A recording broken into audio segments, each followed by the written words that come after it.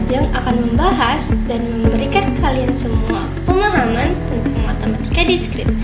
Nah, di video kali ini juga kita akan belajar 4 materi. Yang pertama ada himpunan, ada relasi, ada refleksif, dan proposisi logika. Tenang aja teman-teman, kita akan belajar dan membahas materi yang tadi disampaikan dengan bahasa yang mudah kita pahami. Jadi, langsung aja yuk, check it out! Oke teman-teman, kita mulai dari materi yang pertama, yaitu himpunan. Himpunan adalah kumpulan objek atau anggota yang jelas dan dapat ditentukan. Nah, sebenarnya himpunan itu sederhana banget teman-teman, yaitu kumpulan objek yang jelas anggotanya. Misalnya, himpunan huruf vokal, ini ada contohnya nih. Himpunan huruf vokal itu berisi A, I, U, E, O. Dengan kata lain, himpunan itu kalau dengan pembahasan kita yang mudah dipahami adalah sekelompokan atau kelompok yang berada pada satu lingkungan. Jadi tuh himpunan itu berisi kelompok, berkelompok atau beranggota-anggota kita teman-teman. Jadi itu bahasa sederhananya ya. Lalu kita masuk ke contoh. Jadi ada contoh himpunan huruf vokal yaitu A, I, U, E, O. Nah, himpunan kedua ada bilangan genap 2, 4, 6, dan 8. Contoh yang lain, himpunan bilangan ganjil ada 3, 5, 7, 9, dan seterusnya. Terus kalau kita jadikan ke case kehidupan sehari-hari, himpunan misalnya nih, himpunan mahasiswa. Mahasiswa itu kan banyak teman-teman. Contohnya dalam himpunan mahasiswa itu ada siapa? Ada Ajeng, ada Najwa, ada Nauti, ada Valen, dan teman-teman yang lainnya. Kita akan kerjakan contoh soal. Misalnya, oke teman-teman, sebelum kita mengerjakan soalnya, Ajeng bakal ngasih tahu bahwa himpunan itu tidak harus berbentuk atau disimbolkan dengan huruf, tapi bisa juga dengan disimbolkan dengan bintang, simbol-simbol yang ada di keyboard atau yang kita ketahui. Bisa disimbolkan dengan apapun tuh teman-teman. Dengan nama juga bisa, dengan huruf juga bisa, dengan angka juga bisa, dengan simbol apapun juga bisa teman-teman. Nah, lalu himpunan A, di sini aja buat himpunan itu berbentuk huruf, yaitu hurufnya ada A. Jadi himpunan A berisikan 1, 2, 3, 4, dan himpunan B ada 3, 4, 5, dan 6. Tentukan A. Nah, pasti kalian bingung. Jadi teman-teman, yang berbentuk huruf U seperti ini dinamakan dengan gabungan. Kalau yang kebalik seperti N itu namanya irisan. Sebelum kita menyelesaikan soalnya, Ajeng bakal ngasih tahu dulu nih apa gabungan, apa itu irisan. Jadi teman-teman, gabungan itu cara kita menggabungkan kedua himpunan. Cara kita menggabungkan kedua himpunan dalam berurutan dengan sesuai aturannya gitu. Contohnya, kita akan menjelaskan atau mengaplikasikannya pada contoh penyelesaian ya.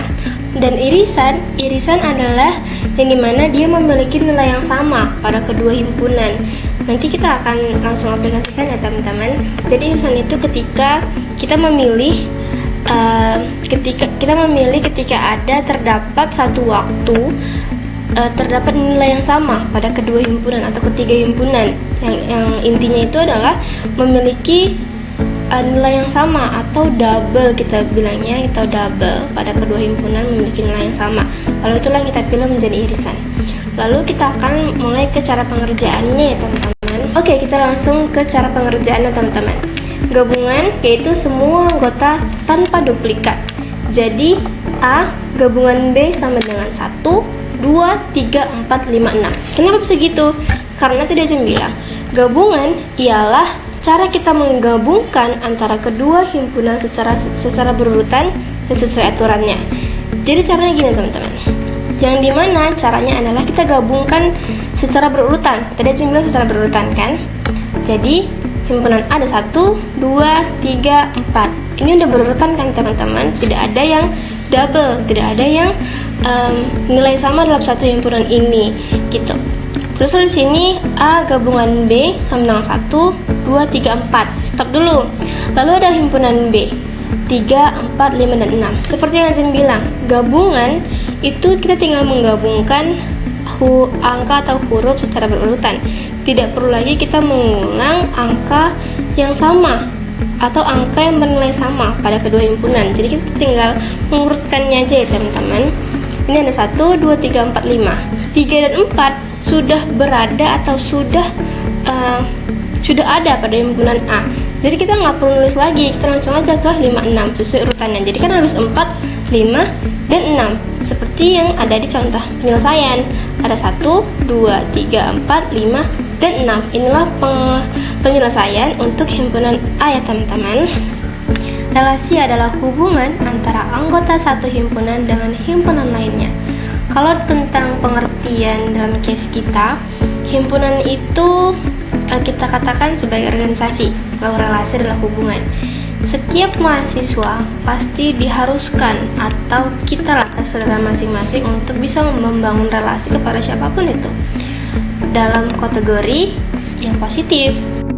Seperti yang kita ketahui, relasi itu adalah hubungan. Jadi bagaimana kita seorang mahasiswa untuk membangun hubungan kita dengan orang lain. Bukan hubungan percintaan. Sebenarnya it's okay, itu opsional untuk membangun sebuah hubungan percintaan dalam mahasiswa. Tapi yang kita bahas kali ini adalah hubungan relasi, pengetahuan, wawasan luas. Bagaimana caranya kita mempunyai hubungan dengan anggota lain, dengan himpunan lainnya atau dengan organisasi lainnya. Tadi kita sudah membahas himpunan. Himpunan itu adalah sekelompokan. Nah, bagaimana caranya kita membangun hubungan dengan sekelompokan mereka atau organisasi mereka? Seperti itu kalau contoh case kita sebagai mahasiswa. Lalu ada contoh 1. Ini ada himpunan A 1, 2, 3 dan himpunan B ada 2, 4, 6. Jadi 1 ke 2 yang dimana teman-teman, seperti yang saya bilang, relasi itu penghubung antara himpunan A dengan himpunan B. Jadi 1 menghubung ke 2. Nah, 2 menghubung ke 4 dan 3 menghubung ke 6.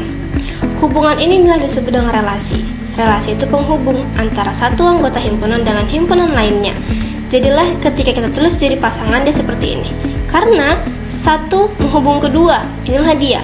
Ketika dia sudah menghubung, kita jadikan dia dalam 1, bukan dalam tutup kurung, dalam 1 kurung saja. Itulah yang disebut dengan relasi. Dia menjadi satu kurung dengan 2 himpunan yang sudah dihubungkan menggunakan relasi, gitu teman-teman. Jadi ada 2 menghubung ke 4, inilah dia teman-teman. 3 hubung ke 6, inilah dia teman-teman. Relasi itu tidak harus berurutan, tapi harus sesuai dengan aturan ya teman-teman. Nah, contoh case dalam kehidupan sehari-hari kita sebagai mahasiswa. Pada prodi manajemen informatika atau MI ada Ajeng, Nazwa, dan Joy. Dan akuntansi ada Alika, Tania, dan Berlin. Jadi Ajeng ke Alika. Nah, Ajeng ke Alika, inilah dia dalam 1 kurung. Nazwa ke Tania. Nazwa, Tania, jadikan dalam 1 kurung juga. Joy ke Berlin. Joy ke Berlin. Gitu ya teman-teman. Mudah kan? Kita masuk ke materi yang ketiga teman-teman, relasi refleksif. Relasi refleksif adalah relasi di mana setiap anggota berpapasan atau berpasangan dengan dirinya sendiri. Yang artinya harus ada AA, BB, dan CC. Istilahnya kita harus berdampingan dengan pasangan kita, dengan pasangan kita yang bernilai sama dengan kita. Kalau berbeda nilai, dia tidak bisa disebutkan dengan refleksif karena itu hanya disebutkan dengan penghubung gitu, gabungan gitu teman-teman. Jadi refleksif itu kalau kata sederhananya Zim bilang, kita harus berdampingan dengan teman kita yang bernilai sama dengan kita gitu. Contohnya, himpunan A ada 1, 2, 3. R ini adalah relasi teman-teman. Nah, relasinya ialah 1, 1, 2, 2, 3, 3, dan 1, 2. Teman-teman, tadi Azim bilang, rumusnya ini harus ada AA, BB, CC, yang dimana harus dia memiliki nilai yang sama atau 1:1, 2:2, 3:3. Harus sebanding dia. Yang dimana jadinya 1, 1. 1 berarti kan ini ada dalam himpunan ada 1, berarti dia harus berdamping dengan nilainya sendiri 1, 1. Terus yang kedua dia harus berbanding sendiri dengan nilainya 2, 2, 3, 3, 1, 2. Nah, 1, 2 ini opsional, mau dibuat bisa, mau nggak dibuat juga bisa teman-teman.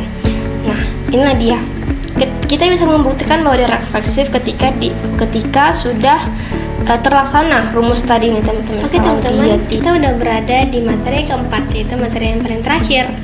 Jadi teman-teman, proposisi logika, yaitu proposisi adalah kalimat yang dapat bernilai benar atau salah. Contohnya, 2 ditambah 2 sama dengan 4. Ini pernyataan yang benar teman-teman.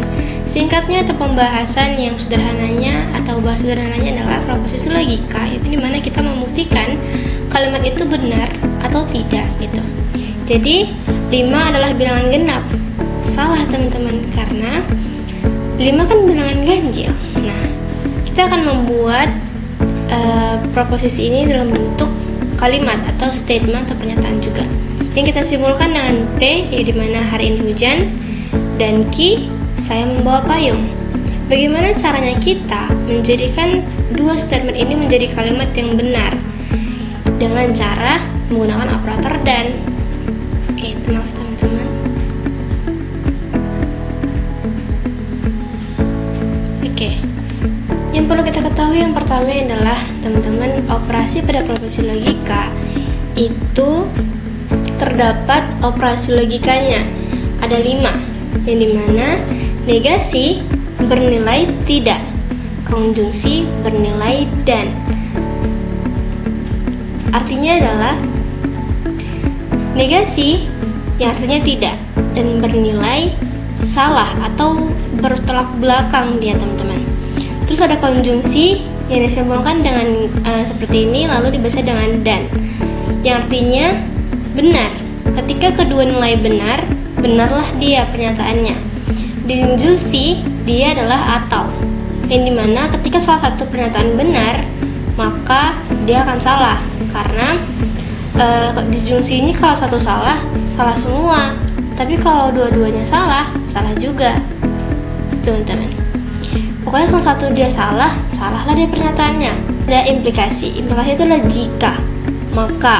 Terus implikasi itu jika dan hanya jika, teman-teman. Itulah dia kurang lebihnya, teman-teman. Oke, kita akan membuktikan pernyataan ini menggunakan tabel kebenaran.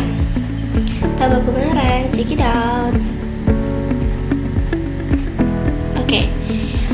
Tabel kebenarannya ini soalnya teman-teman, yang tadi soalnya ada P, Q, P, dan Q, yang dimana kita kalau mau mengerjakan suatu pernyataan menggunakan tabel kebenaran adalah dengan cara kita menulis soalnya itu seperti ini.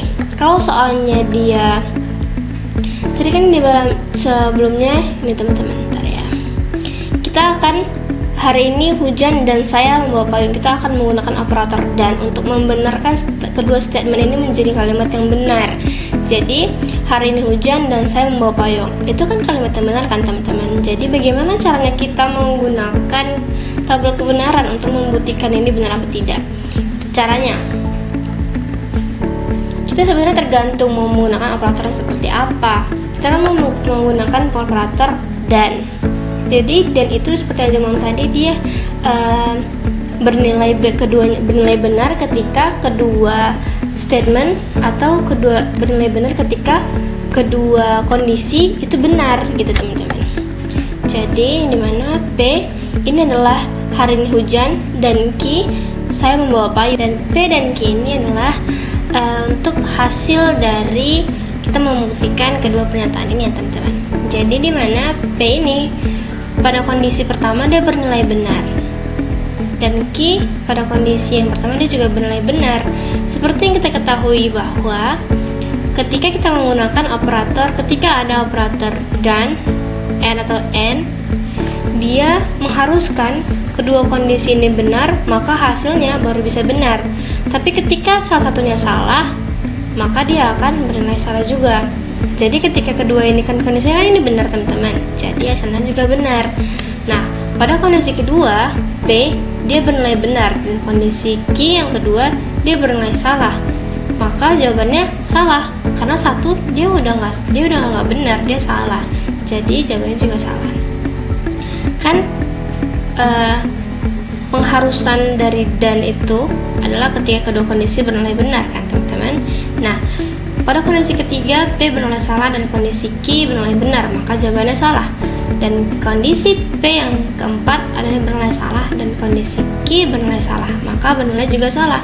Seperti yang Jim bilang, keduanya harus benar, maka akan menghasilkan nilai yang benar. Tapi ketika satu salah, itu akan salah. Kalau dua yang salah, dia akan juga salah. Oke teman-teman, sampai sudah di penghujung video tentang kita pembahasan dan pembelajaran tentang matematika diskrit. Terima kasih sudah menemani dan menonton. See you teman-teman. Assalamualaikum warahmatullahi wabarakatuh.